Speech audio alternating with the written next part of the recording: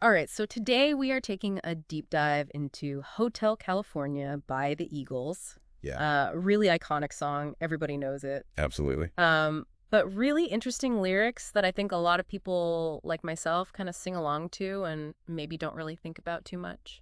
Yeah, and it's ripe for interpretation too. Absolutely, and that is why you are here. So let's hop in. Okay. What do we make of this first verse? Well, right away, you got this really evocative imagery, right? This dark desert highway, warm smell of colitas rising up through the air. Yeah. Very cinematic. Yeah, like I can picture that right now. Totally. Yeah. Yeah, and so you're kind of right there with the narrator, and immediately you get this sense of, I don't know, always feel a little bit uneasy. Yeah. Even though the imagery is appealing, like who doesn't love the desert at night? Right. But there's this undercurrent of like, what's going on here? Yeah. And what about that line, my head grew heavy and my sight grew dim? Right. Yeah, that's interesting because you get a lot of debate about that line online. Um, some people say, oh, he's just tired. He's been driving all day. Yeah, just wants to find a place to stalk. Exactly. But then others are like, no, this is about drugs. This is about being under the influence. Oh, interesting. And then you have another camp that says, no, it's something more symbolic, like this is the narrator kind of losing awareness as he gets drawn into this hotel. Yeah. And I kind of tend towards that interpretation. Yeah. I can see that. And then you get that really great line, this could be heaven or this could be hell. Yeah. Which is funny because it's such a simple line. But It is. But it really like perfectly encapsulates that kind of That feeling of... that duality. Yeah. Yeah. Is this place good or bad? We don't know. Yeah. And you're constantly kind of going back and forth. So he goes into this hotel and we get these really vivid descriptions of some of these characters in there.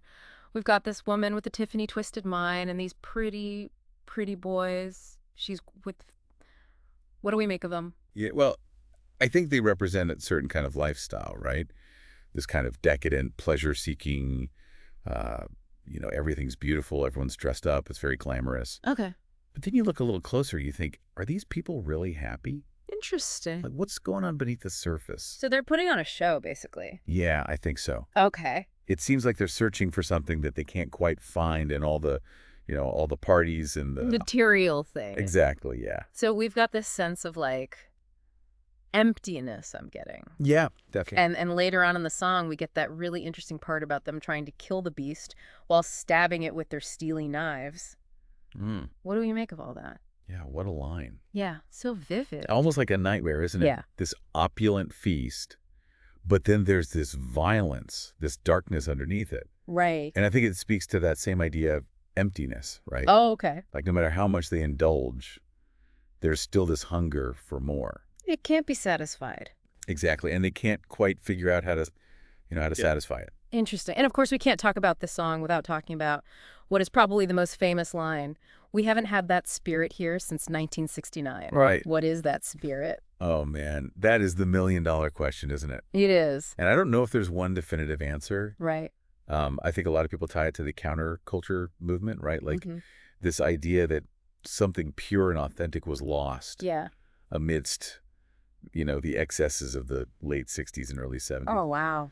But then again, you can also interpret it as a more universal longing, right? Like we all have that feeling sometimes that things were simpler Right. or more innocent in the past. Yeah. And maybe we're nostalgic for a time that we didn't even live through. Right. Like a yearning for something. Exactly. Yeah. So I think work on both levels. And this whole idea of the hotel itself, it kind of represents this losing your way Yeah, absolutely. and getting caught up in something that maybe you can't escape from. Yeah. And especially when you think about that line, we are all just prisoners here of our own device. Yeah, what a line.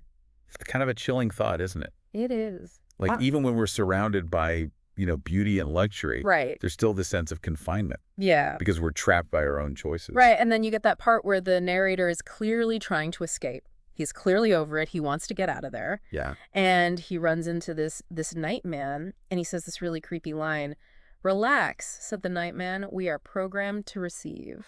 Oof. Yeah, that gives me chills every time. Yeah, what is that all about? I mean, it's interesting because it plays on this fear, right? Yeah.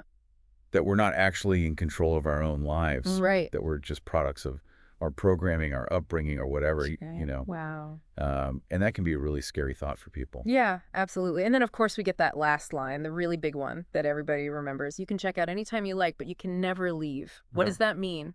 That's the ultimate question, right? It is. And I think for everyone, it's going to be a little bit different. Right. But to me, it speaks to the idea that our experiences stay with us. Yeah. You can physically leave a place, Right. but the memories, the emotions, the things you've learned, they become a part of you. So the Hotel California is not a real place. Yeah, I think it's more like a state of mind, right? It's within us. Yeah, exactly. It's that feeling of being trapped by your own desires or your own past mistakes. Well, there you have it. Yeah. Hotel California. Deep dive. Let us know what you think. What does Hotel California mean to you? Hit us up on social media. We would love to continue this conversation. Yeah, definitely. Until next time. See ya.